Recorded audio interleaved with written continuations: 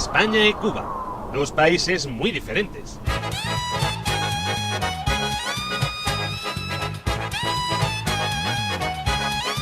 Veamos algunos datos para hacernos una idea de cuán diferentes son.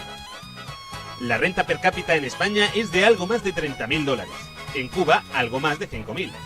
El Producto Interior Bruto de España es de 1.358.000 dólares. El de Cuba es de 68.000 millones de dólares. En azul tenemos el crecimiento económico de España, en rojo el de Cuba. En resumidas cuentas, España es muy rica y Cuba es muy pobre. El bloqueo que los Estados Unidos impuso a Cuba a principios de los años 60 ha impedido que Cuba pudiera crecer económicamente, crear industria y progresar. Sin embargo, tanto Cuba como España son dos países llenos de misterio. Que yo ya estoy harto de que no prestemos atención al enorme misterio, a las historias increíbles de película que surgen en nuestra propia tierra. Misterios que surgen en nuestra tierra como estos. Hoy por hoy hay niños que la única comida al día que hacían de una manera caliente y equilibrada ya no la hacen. El Consejo Económico y Social, Eurostat, organizaciones alertan. Hay casi 3 millones de niños que están en riesgo de pobreza y exclusión social. Estamos hablando de datos de UNICEF de casi un 30% de niños que están en situación de pobreza. El estudio dado a conocer por UNICEF concluye que casi 3 millones de niños en España viven por debajo del umbral de la pobreza. Nos encontramos que en determinadas zonas están apareciendo malnutrición infantil. Estamos hablando de datos no solo de malnutrición infantil, sino de desnutrición infantil. Cáritas alerta de que casi una cuarta parte de los ciudadanos sufre exclusión. Según organizaciones como Cáritas, Cruz Roja o el Eurostat, la malnutrición infantil agudizada en España es de un 25%. Según la ONG Save the Children, un 33,8% está al borde de la exclusión social. Hablar de exclusión es decir que son personas sin empleo, sin sanidad y sin vivienda.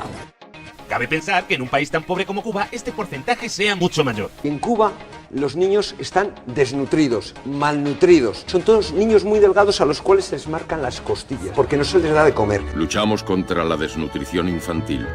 Llevamos vacunas hasta millones de niños. Salvamos sus vidas. Según UNICEF, el Fondo de las Naciones Unidas para la Infancia, el porcentaje de desnutrición infantil en Cuba es cero. La calidad de vida de la infancia cubana es un logro único. En Cuba se impulsan diversos programas dedicados a la alimentación del pueblo. Es por ello que el gobierno de la mayor de las Antillas recibió un reconocimiento de la FAO por la erradicación de este flagelo. Cuba se convierte así en el primer y único país de América Latina en erradicar la desnutrición infantil. La FAO, que es la Organización de las Naciones Unidas para la Alimentación y la Agricultura, ha reconocido también este logro, además de la erradicación del hambre, tanto infantil como adulta. La FAO es la Organización para la Agricultura y la Alimentación de Naciones Unidas. Felicitó al pueblo de Cuba y al líder de la revolución cubana, Fidel Castro. Es por haber cumplido con la meta de reducir la desnutrición en el país. Pobres pero bien comidos, como el consejero de Sanidad de Madrid. Tenga usted en cuenta que yo llegué a la política comido. Pero no es el único logro social de Cuba que cuenta con reconocimiento internacional. Otro de ellos es la educación.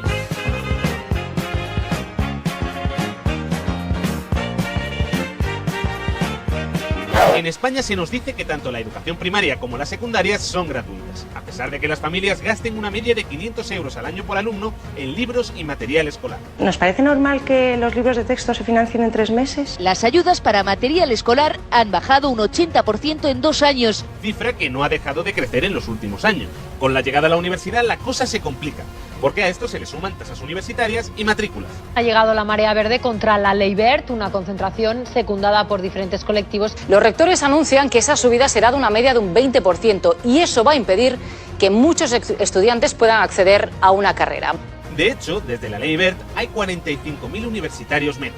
En Cuba, tengas o no tengas dinero, tienes derecho a una vivienda gratuita, tienes derecho a la educación gratuita, sin tasas ni matrículas. En Cuba la educación es completamente gratuita, incluso en la universidad.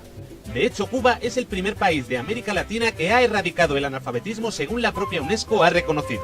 En esta clasificación, Cuba es la primera nación de América Latina y el Caribe y supera a países ricos como Estados Unidos, Dinamarca, Australia, Bélgica, Alemania o Israel.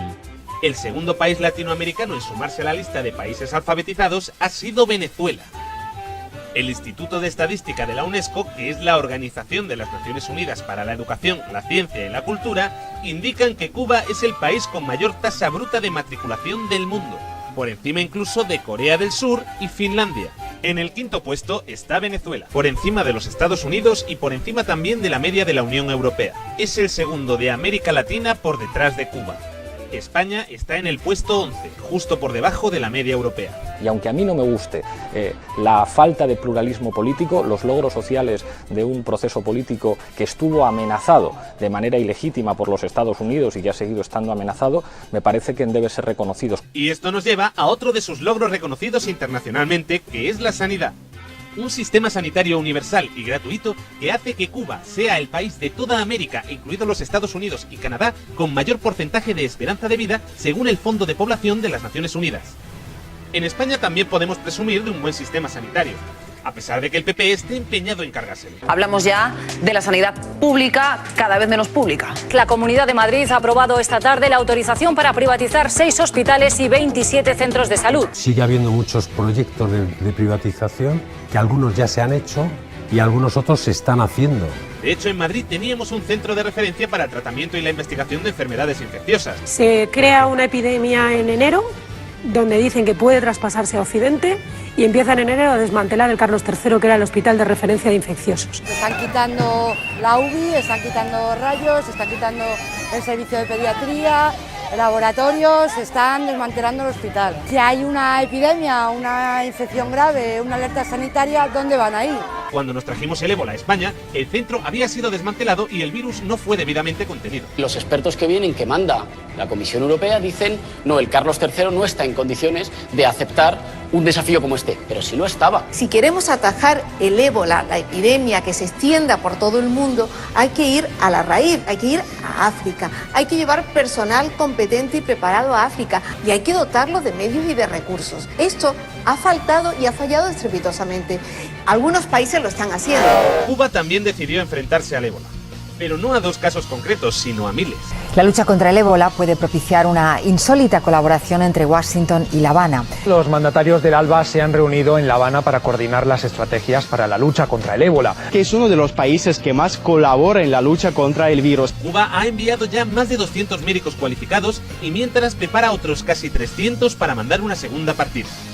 Médicos que han sido preparados durante semanas en contraposición al cursillo de media hora que se ha dado a los médicos españoles. Una formación de unos 20 minutos e inclusive algunos prácticamente ni se habían puesto el traje. Actualmente Cuba es el país que más médicos exporta del mundo y la calidad de sus sistemas, tanto educativos como sanitarios, están avalados, además de por la ONU, por otros organismos como la OCDE.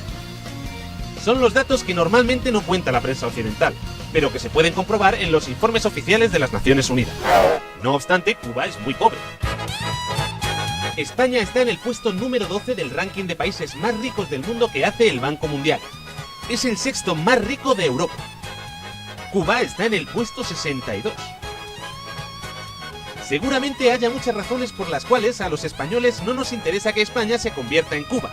Sin embargo, uno no puede evitar preguntarse por qué narices un país tan jodidamente pobre como Cuba puede garantizar a sus ciudadanos derechos tan básicos como la alimentación y la educación, y un país tan rico como España no puede hacerlo. Eso sí que es un misterio. Todavía hay muchos secretos, muchos misterios, pero nuestra misión es contárselo. Uno tampoco puede evitar preguntarse en qué podría haberse convertido Cuba si no hubiera existido el bloqueo de los Estados Unidos. Un bloqueo al que se han opuesto todos los países de las Naciones Unidas a excepción de Israel y Palaos, pero que a pesar de todo se ha mantenido durante más de 50 años, seguramente en parte por el miedo de los Estados Unidos a que un país comunista como Cuba pueda medrar y convertirse en un ejemplo internacional de prosperidad y bienestar social.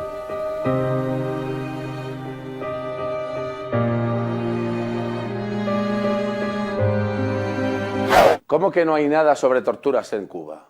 Pero vamos... ¿Cómo que en Cuba solo se tortura en Guantánamo? ¿Pero qué? Esto no son torturas, hombre. Van a ser torturas eso. Ya quisieran. Algunos.